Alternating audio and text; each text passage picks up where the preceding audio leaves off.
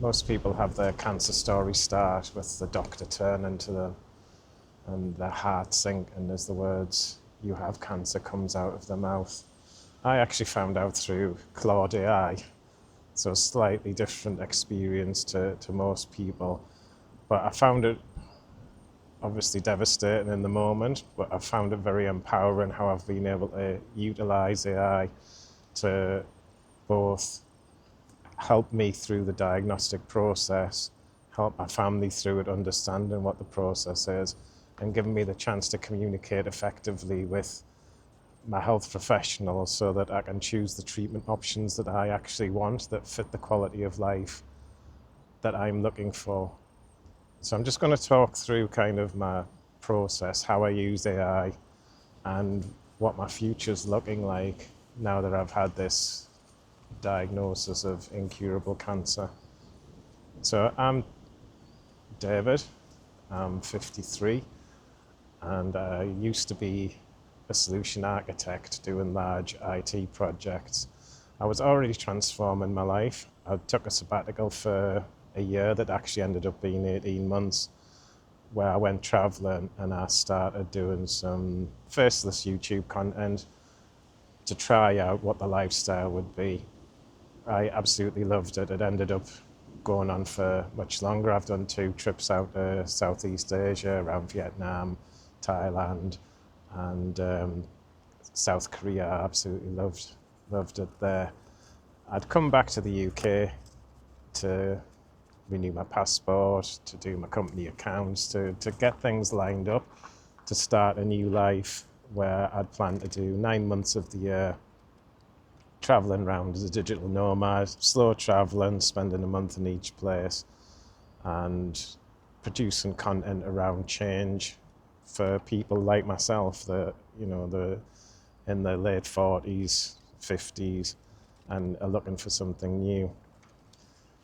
I'd had some breathing problems at times when I was walking and running. I'd been to the doctor in November 2024, and they just said it was probably because I'd been in air conditioning and things like that. I was just getting like different infection type things in my chest that were clearing up without any drugs or anything like that. That still hadn't cleared when I was back in July of 2025. August, September, I finally went to the GP. We had a chat. There was a few things that he thought it could be. He sent me off for an x-ray. The next day I got the x-ray results people ringing me up saying you must come in for a CT scan. So that was bad news straight away. Went and had that scan, and because it was via the GP, the results actually appeared on the portal there. So I went, and I'm someone that uses AI a lot. I've planned my travels around it. I plan skincare, believe it or not, around it. Basically every part of my life goes on there. So the results of the CT scan had gone in, cut and paste them in, and when Claude says, "I'm sorry, you're in for a bad time," the staging that I got from that straight away, I had a 7 centimeter tumor on my left lung. The lung had collapsed underneath it. There was multiple other specks all over both lungs. It had moved through the lymph nodes. So the lymph nodes are kind of little castles that protect you from infection. They'd been overrun and it had moved up and it had gone into my other lung, so classed as metastatic. Thankfully, it doesn't seem to have gone anywhere else. So no medical professional had spoke to me at that point. But even so, I then started to look, well, what does this mean? What are the chances of what it could be based off the results of the CT scan, and what will the process be? So probably within 30 minutes or so, I had an understanding that there was a chance it was tuberculosis. There was a chance because of where I'd been, the countries I'd been in, the people that I'd been mixing with. There was a chance that it was tuberculosis or another kind of infection type thing that sometimes show as a mass on a CT scan, especially for someone who isn't used to seeing them like the radiographer may not be.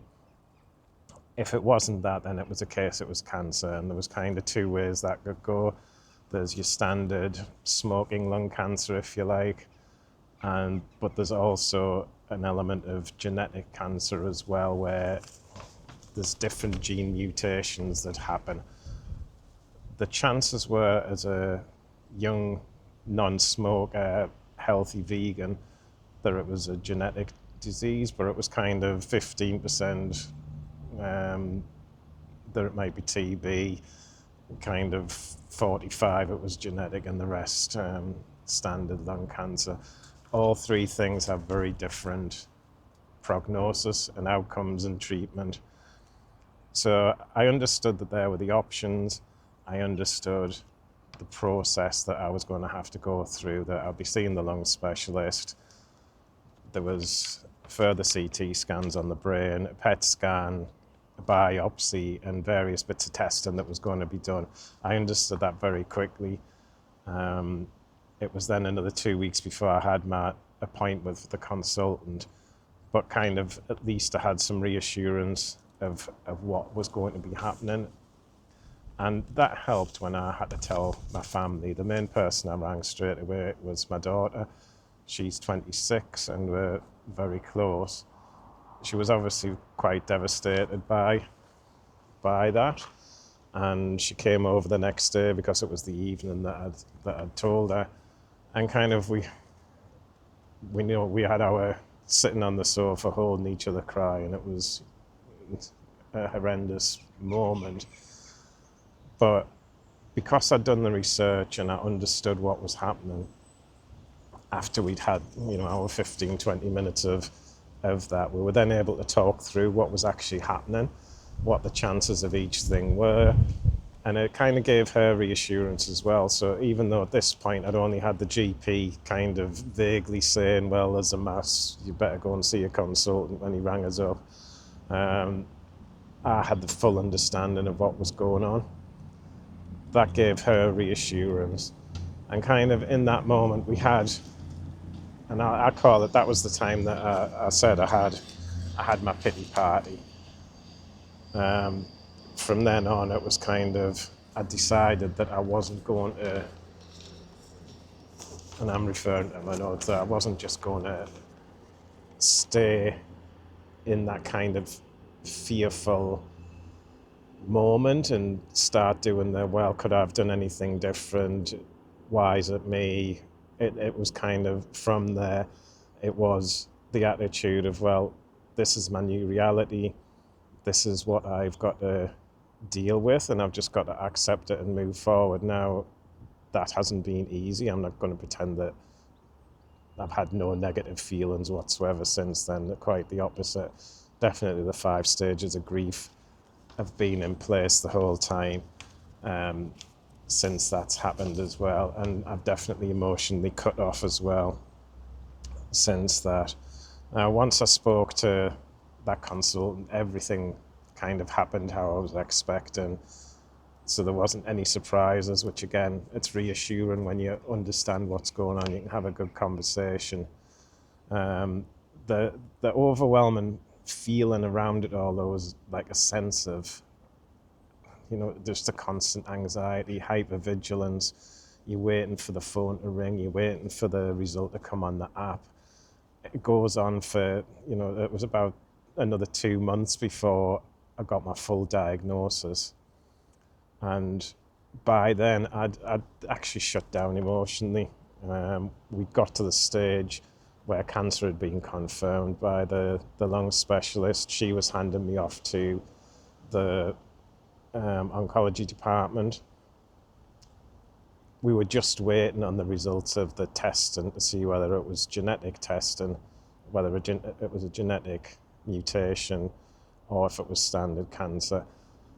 Now, at that point, it went on for a while. She said, your results will be in the next day, and she never rang me. And kind of, I think that's when I shut down. I was really expecting the worst. I was starting to decide, do I want to go the chemo route if I've got standard lung cancer, where kind of chemo gives you perhaps 18 months if you're lucky, compared to 8 to 12 months if you don't take chemo, and what the quality of life would be, because again, quality of life's really important, and I'm more about experiencing things now, not being ill in the hope that you get to experience something later. Now, she finally rang me and she told me it was good news, or as good news as you have when you have incurable lung cancer, that it was ALK-positive, a gene mutation. Basically, two genes mutate together. The ALK-positive is one of them, and it somehow gives like a message, just grow, grow, grow to the cell, and that's kind of the corruption that I've got in the cell copying that's going on. What that then meant is, again, I turned to Claude and looked at what that was and what my treatment options were. So again, straight away, I basically had, within 45 minutes, I had an executive summary of, this is ALK+, these are the treatment options, this is your prognosis, this is the differences between the side effects of the different drugs that you can have as first-line treatment, and everything to do with kind of research that's ongoing, what's coming down the line in the next kind of 5 years that may help me if I can last that long. Again, reassurance. That then meant I could find the support group before I went to see the oncologist for the first time, and also meant I was going in to see the oncologist armed with an understanding, a knowledge, and I'm a professional person. I'm looking to delegate the medical part of my treatment to my consultant. The other parts that I can control of my treatment, how I exercise, what I eat, how I live my life mentally and with my well-being, that's for my side. So I was able to go in with like a holistic view of what I wanted, which drug I wanted, that isn't the best drug at the moment, but it's the drug that had the side effect profile that I felt that I could live with easily, because the main big drug at the moment, the best one with the best outcomes, comes with a raft of side effects, a lot affecting mental health, some that put up like your blood pressure and everything like that. And it was just, there's dangers to other elements of health. And what I don't want to do at this point is be on a domino effect of drugs that, you end up on statins, and you end up on this and that and the other. So I chose a drug that had the side effect profiles that I wanted. So I was able to go and have that conversation, get the drug I wanted. The side effects that I'm living with that are kind of manageable. Some of it is tiredness. It is difficult still. I'm not back to where I was before all this happened. So, but what it's also allowed me to do is build a lot of trust with my consultant straight away, because I had that knowledge. What I've then been able to do as well is I've started the drug. I've been on it 4 months now. I have monthly blood test monitoring. Some of those were a little bit low. I changed my diet to push them up rather than get supplements from the consultant.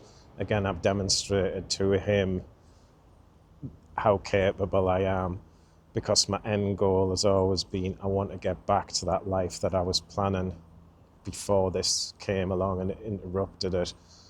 And that's really where I am now.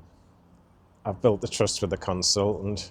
He's happy for me to change the normal protocols. The normal protocols of, you get 1 month of drugs and you get blood test every month, and then CT scan 3 months. For now, he's given me 2 months worth of drugs, so 2 month blood tests, and I'm going to have CT scans every 4 months, which then means I can have 2 blocks of kind of 6-7 weeks away, so I can get that life that I was looking for a little bit, if it all goes well, and I can test it out. And obviously I've committed to him that anything going wrong, I'll just come straight back. It's just working to get back up to where I want to be. Then he said that we could move to 4 months worth of drugs, and then back to do all my scans. And that would then at least give me probably like 3 months away. Now it's not the 9 months that I was hoping for. And we don't know for sure how it's going to be. I don't know how long this drug's going to be effective for. So it's like I'm grabbing as much as I can. What I'm thinking of it as is that I had a full pizza that I was looking to have. Now I can only have slices, and I'm just going to grab as many of those slices as I can. And that's kind of what all I'm looking for is to change how I can. And that's just something that's really important. Everyone that's unhappy at the moment, they're looking for change. A lot of times they're just looking to make that big change instead of just step by step, just take the steps, move in that direction of the change that you want. It doesn't have to be a huge nuclear option. I'm getting the nuclear option as well after I'd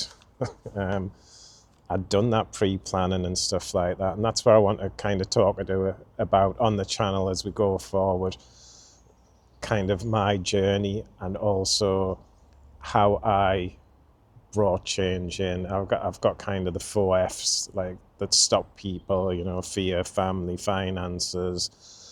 I've got things like 3Ds like downsizing and all the things that you need to get lined up in place and different protocols that you can have. Not everyone wants to go traveling. I took the sabbatical way of doing it, of testing it out. There's multiple other ways to invoke the change that you want in your life. So if you're interested in this journey that I'm starting and hopefully going to be on for a few years yet, then let me know in the comments what you want to hear about, really. Do you want to, what element of change are you struggling with? Is there more that you want to hear about on the cancer journey? Are you someone who's perhaps a few months behind me that wants help and advice? Just ask in the comments, and please follow along and subscribe and join me on this journey, and we'll see where we end up. Okay, bye.